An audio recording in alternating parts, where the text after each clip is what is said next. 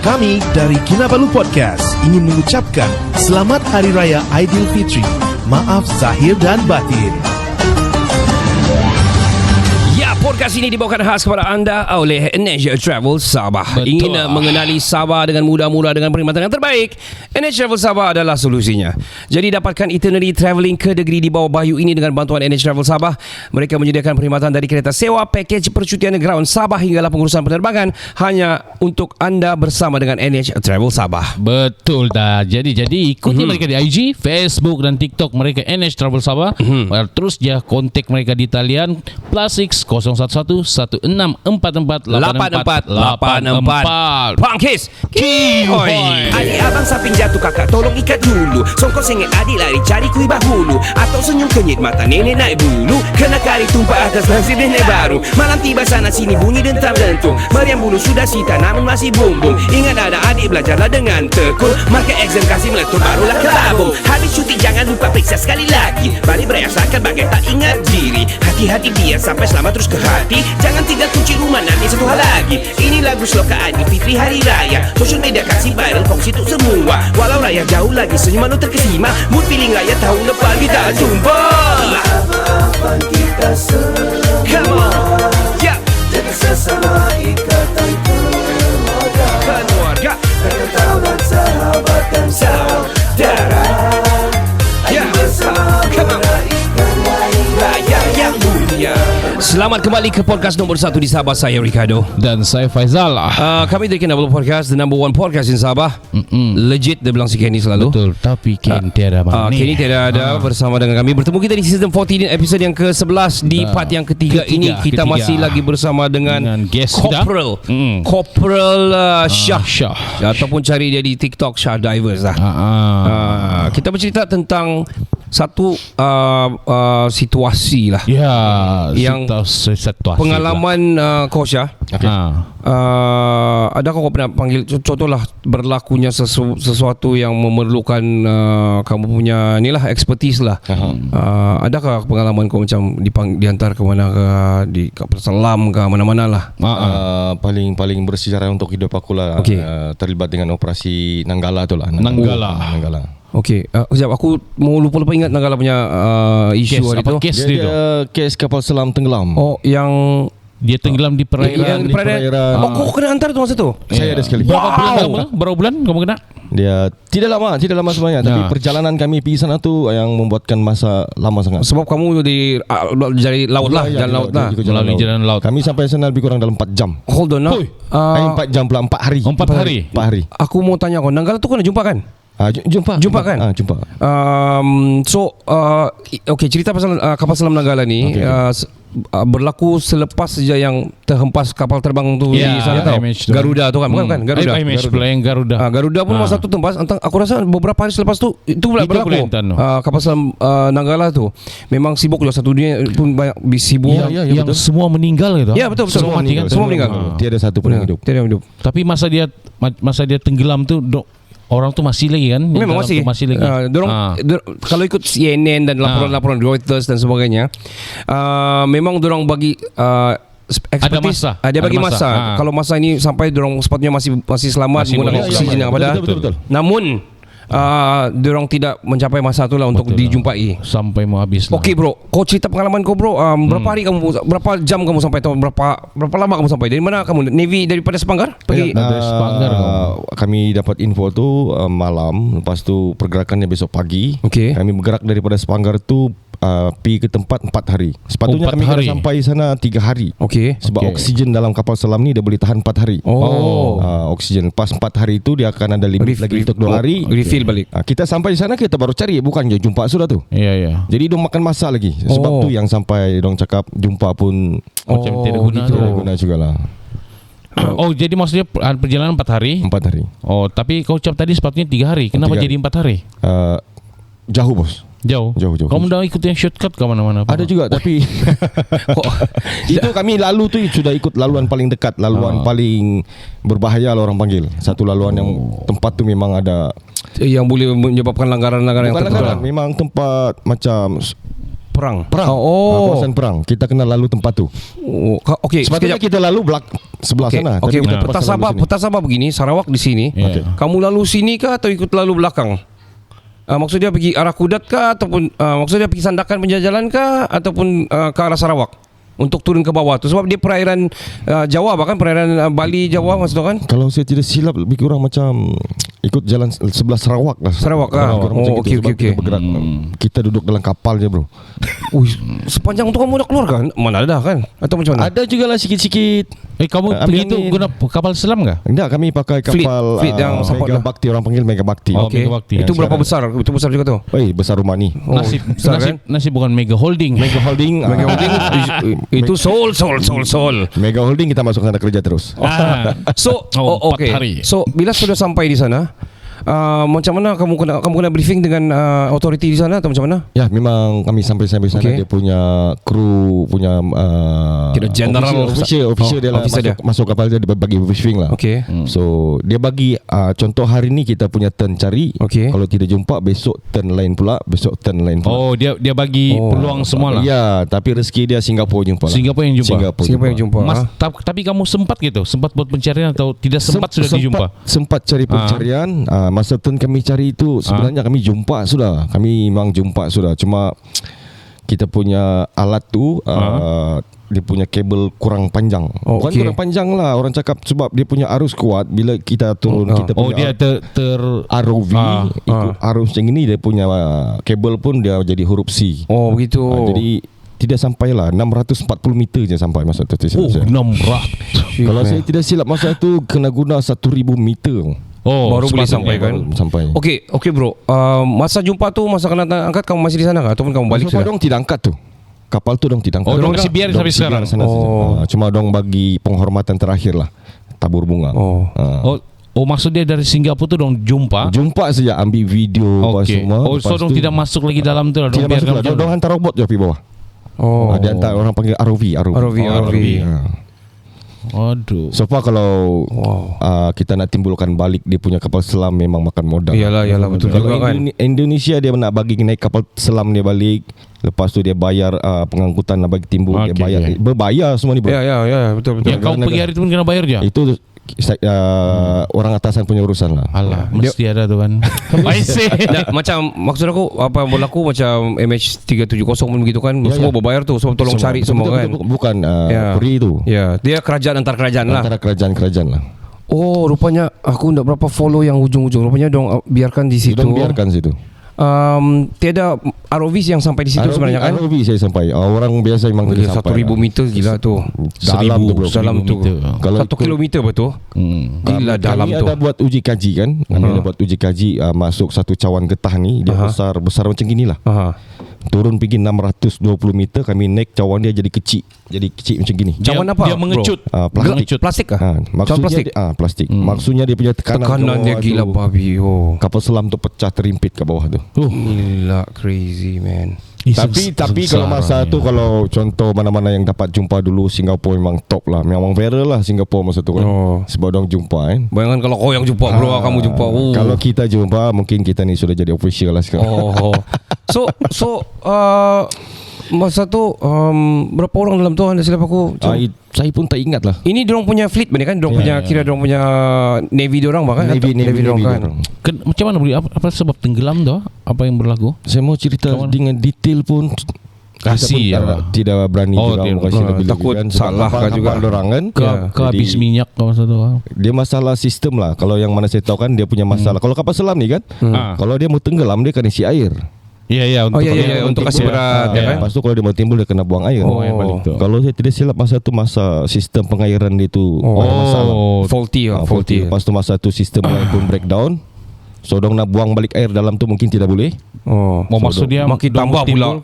Bertambah pula. So bila dia sampai pergi depth tu lah masalah lah. Aku refer balik kepada satu, apa dia orang panggilnya, kapal selam yang untuk beriadah yang berlaku di Titanic yang baru itu kan. Itu bro, itu lebih dalam bro, berapa ribu meter ke bawah. Itu dia kecil tau, macam kapsul je. Kau tahu apa yang berlaku masa tu? Dia split second, satu saat tu kan dia putung lagi tu saat. Maksudnya dia Selang begitu Bazal. Terus dia terus begitu. Betul. Dalam tu ada 6 orang ada silap aku, termasuk yang founder dia. Kan itu yang orang kaya kan. Ya orang kaya. Itu lawatan orang kaya begini ya. Ya, orang-orang kaya ini enggak tahu lah. Tiada sudah mau tempat mau pergi. Yang sedih itu dia dengan anak dia sekali itu kan. Itu sepatutnya dia pergi sama wife dia. Tapi anak dia berhabis mau ikut. Mau juga. Ya, anak dia ikutlah, ganti mama dia kasih ikutlah sebenarnya. Sekali lah zap gitu kan. Zap. So dorang beritahu yang masa tu dong sempat tengok kakak kapal tu ataupun tidak sempat? Tidak sempat sampai. Tapi sebenarnya tu dorang sudah biasa buat. Yang foundernya pun dia sudah biasa buat lah. Ini ada, lawatan ke bawah. Ada sudah penumpang sebelum ni. Dah silap aku untuk melawat Titanic tu, dah silap aku lah. Duit kita 400,000 kah? Untuk melawat satu kepala. 400,000. So bayangkan tu 6 orang, semua memang milioner dalam tu. 400,000 terus genap 4 kota. Satu kali kain 100,000. Bro, dollar bro. We're talking about dollar bro. Bayangkan. Tapi kalau fikir balik kan, artis. Dong, kau cakap tadi dong kerap buat juga, selalu buat. Macam mana tu time tu dia tiba-tiba? Sama juga macam Nanggala bro, selalu buat juga kan, tapi berlaku juga. So aku rasa salah satu orang bilang, bah dia punya bro pakai joystick bro, PS4 punya joystick. Ya itu yang dong kasih troll. Antara dong kasih troll lah, tapi bagi aku untuk menjimatkan ruang, kalau kau boleh atur pakai itu pakai by all means lah. Kalau secara teknologi dia begitu. Tapi bukan menyebabkan itu yang boleh inilah. Sebab video-video terakhir tu ada orang rakam, dia bilang ini kami akan masuk sebentar lagi. Viral juga tu video yang dia sebelum masuk apa semua di dalam air, sempat dia post sekali sama keluarga apa. Dia ada tersilap tekan itu terdouble, jadi dia untuk bro itu Taken itu Taken 3. Bukan Taken kalau kau tengok main Far Cry main bola tu. FIFA. Betul juga lah. Kamu jangan buat lawak. Kau yang start. Tapi ialah kita bersedih lah dengan tragedi itu. Balik kepada Nanggala ni, antara paling kira antara history military yang paling orang bilang viral di seluruh dunia. Betul. Ya, betul. Sebab dah silap aku macam Australia pun datang juga sekali. US pun ada kan negara terdekat. US bukan ada hantar masa tu. Ada hantar tapi tidak sempat sampai kan. Tapi sudah patah balik. Sebab Singapura sudah jumpa. Sebab kalau tidak silap saya, kalau dong sempat sampai tu dia ada kiraan bayaran juga tu bro. Ya. So dia half je lah dibayar. Itu tidak ataupun pasti kira ben lah bro bilang. Kalau dia pandai slotok beres. Kan. Wow. So lepas tu kamu balik lagi 4 hari lagi? Tidak, dia sepatutnya perjalanan itu makan 2 minggu bro. Oh okey. 2 minggu. Tapi kamu jimatkan pergi 4 hari. 4 hari. Bukan jimat, kasih kira pecut lah ni kira. Pecut habis. Dia hotel tu habis. Dong tes uji kaji sekali kapal tu boleh pergi. Boleh pergi tidak? Okay. Memang boleh pergi. Silap pergi kamu yang pergi masa tu tau. So kiranya masa balik tu kamu take time lah, tidaklah kamu ngambut sudah. Balik tu okey lah. Lagi pun masa tu kami betul-betul rezeki lah orang cakap. Selalu kalau kita turun ke laut ni, ombak jangan cakap lah. Masa tu aman dah. Aman macam cermin bro. Wow. Pergi macam cermin, balik macam cermin. Macam mana kau dirahmati tau. Berbalik kepada pilihan kau menjadi Navy ni. Macam mana kau biasakan diri kau dengan gelombang ombak ni bro?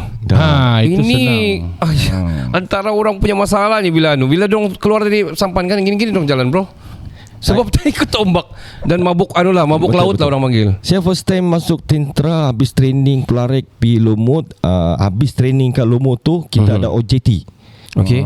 Habis OJT tu kita masih dalam on job training, kita lapor kapal. Okey. So kita tidak boleh buat apa-apa lah. Kau nak cakap mabuk, sakit. Kau tidak cakap mabuk, kau sakit.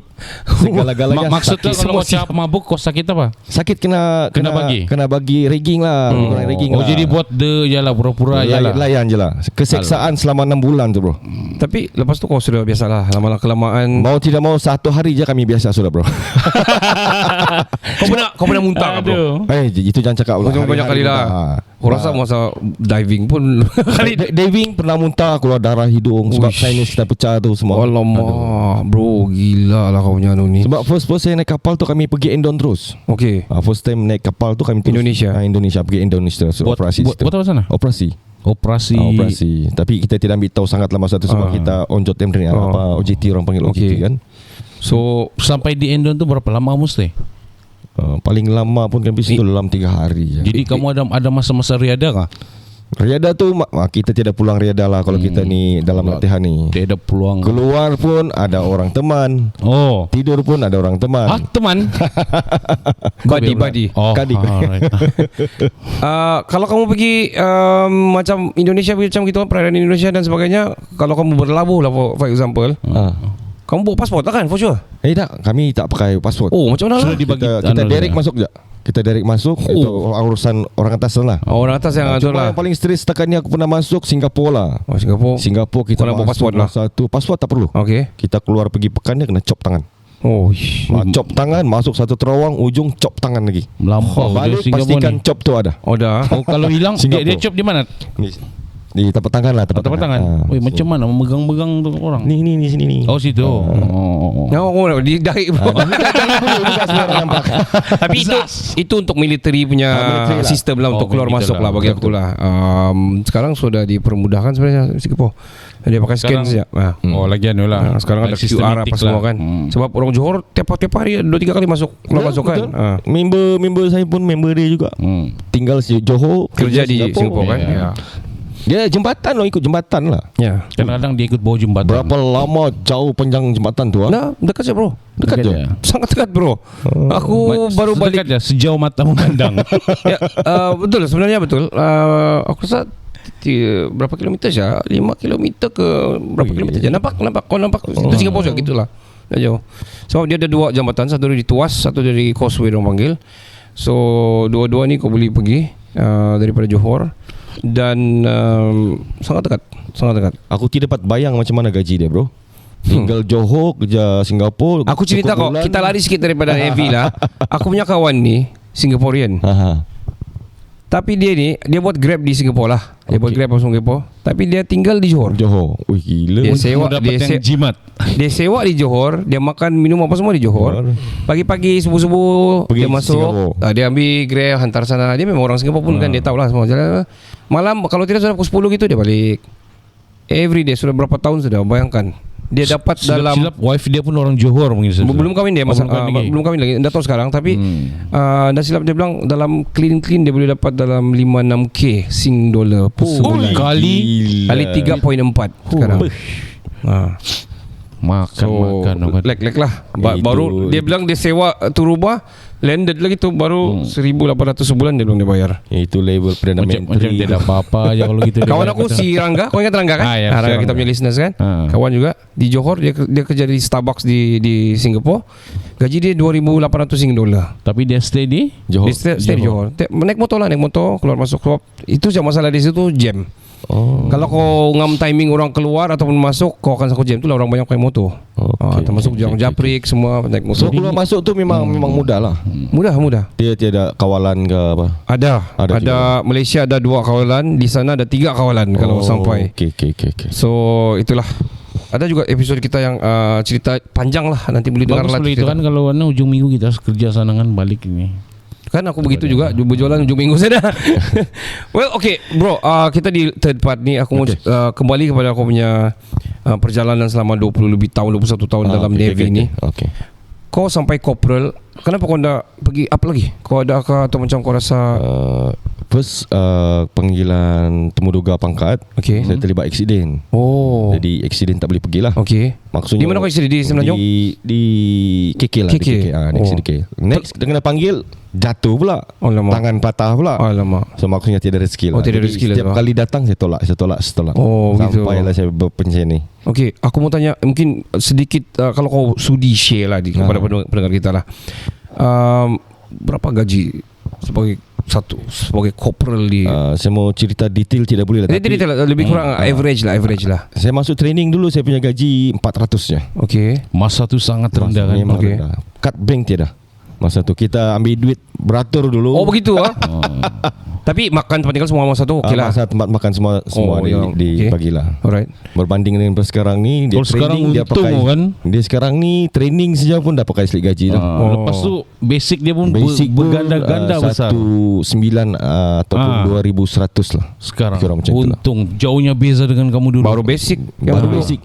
Allowance lain tak masuk lagi. Belum masuk lagi. Station lagi training. Hampir macam dengan cikgu je kan. Apa tu bro? So aku bukan apa aku bertanya. Kadang-kadang aku ada bukan bilang. Kadang-kadang kita mau tahu pasal adakah adilkah kerajaan kita ni memberi gaji kepada uniform dan sebagainya kan. Tapi aku faham kita punya kadang-kadang ada orang ni bukan pasal gaji sudah bah. Bukan. Kadang pasal kecintaan kita ke negaraan kita kepada negara kita Malaysia. Tapi at the end of the day kita perlukan itu. Kita perlukan itu kan. Apa tu kau punya istilah tu Zal? Hidup untuk makan. Kita ni hidup bekerja untuk hidup, bukan hidup untuk bekerja. Itu aku ingat betul tu.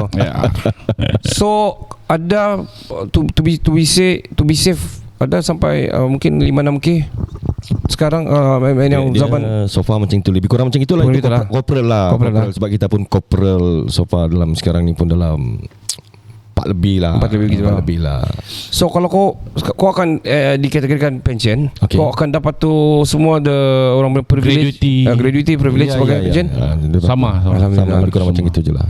Tapi kita tak ambil semua sebab gaji pension tu ada juga. Gaji pension tu ada juga. Kalau nak ambil semua boleh berhenti 18. 18 dia tak ambil pension, semua sekali dia boleh dapat. Itu macam KWSP lah. Macam EPF. Macam itulah. Macam EPF. Tapi kau ambil yang pension lah. Sekurang-kurangnya hujung bulan kita ada sangkut. Ya juga. Dah juga kan. So apa planning kau lepas bulan 5 ni bro? Ada kau sudah terfikir selain daripada jadi pengembara malam sama si Faizal?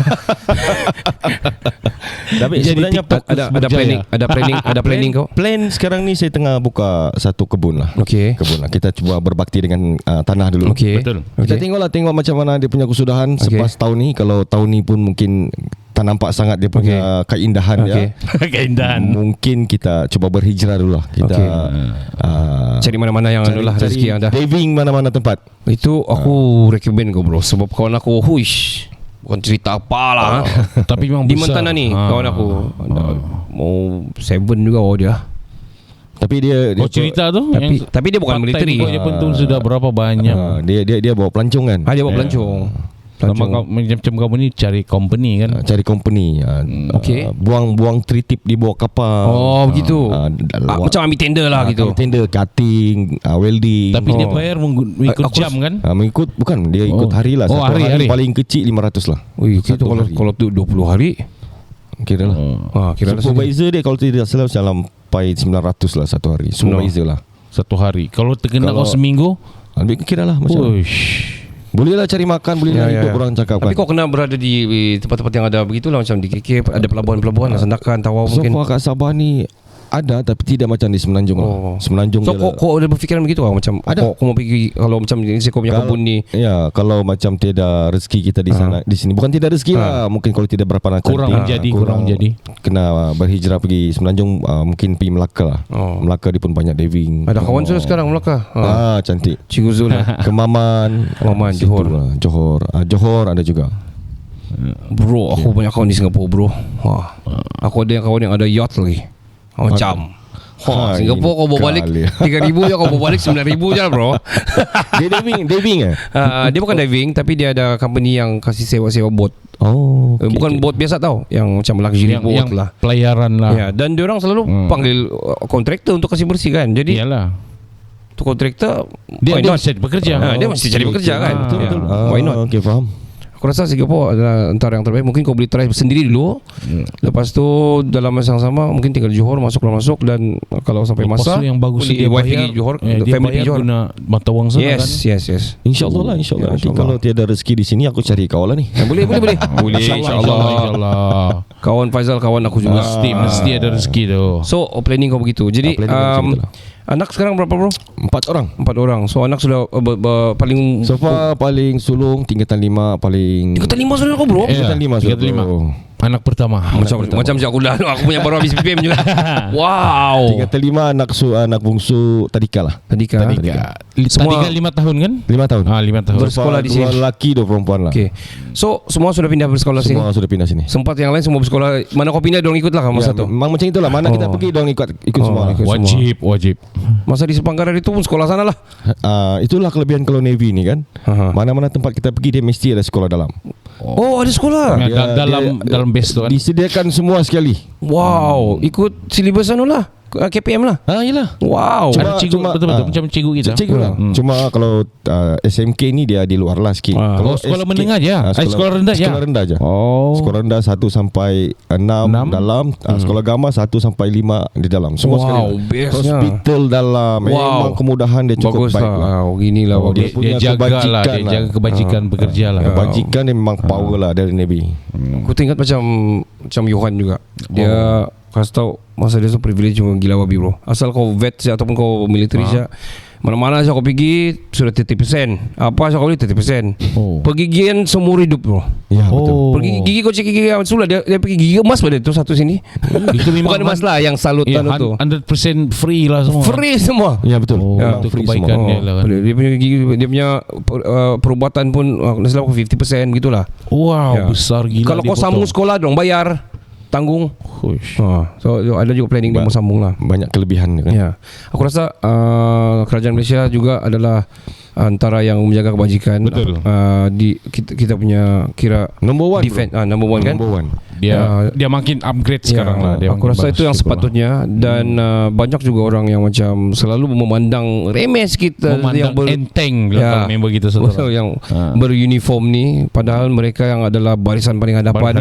Dia yang menjaga ketentraman negara kita. Betul. Apabila berlaku, dan kadang-kadang kalau berlaku di luar bidang pun kadang-kadang dipinjam juga, ditarik masuk juga. Semua. Memang. Dan aku mengambil peluang ini untuk berterima kasih pada Syah lah, sebab menjadi 20 tahun ni sempat berkhidmat untuk menjaga kita dengan aman lah. Alhamdulillah Syah.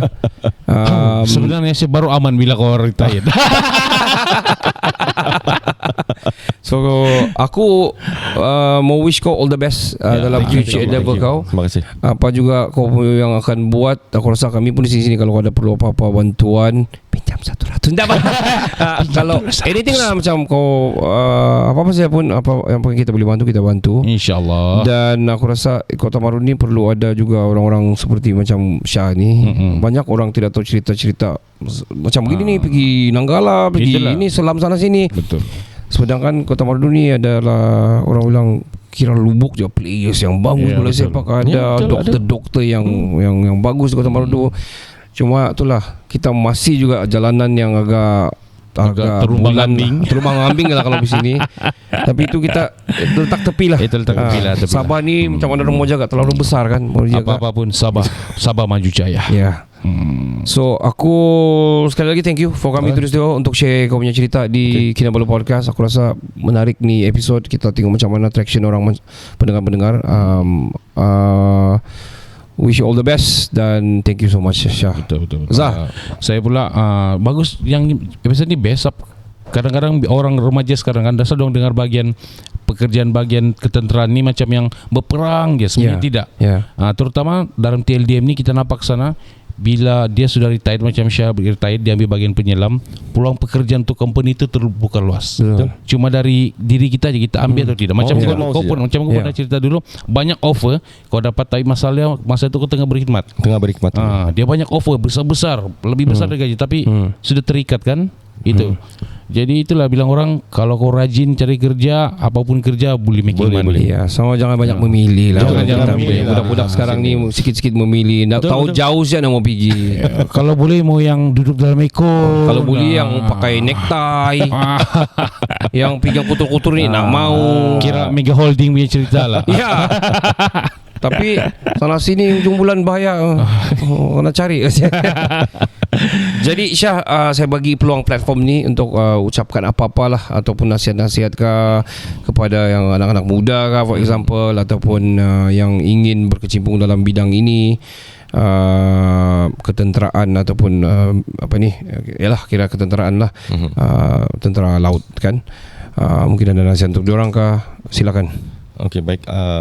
Sebab kita punya acara ni pun mungkin dah hujung-hujung. Acara kita punya podcast lah. Podcast kita lah. Podcast kita boleh dah hujung-hujung.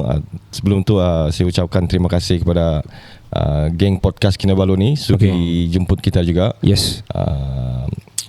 Lepas tu untuk anak-anak muda di luar sana ni, mana-mana yang nak mungkin nak ceburkan diri di dalam ketenteraan ni, dia bukan macam dulu lagi bro. Dia tidak macam dulu lagi. sekarang ni dia punya basic pun dah besar. Dia punya training pun tidaklah seteruk dulu. So mana yang nak masuk tu masuklah. Untuk ibu bapa kalau ada nak request anak nak masuk, jangan halang. Bagilah masuk. Betul. Kelebihan dia banyak. Dia kelebihan dia 21 tahun dalam ketenteraan ni, kelebihan dia semua ada. Tidak perlu pergi kat luar, tidak perlu nak cari mana-mana. Dalam camp semua memang ada.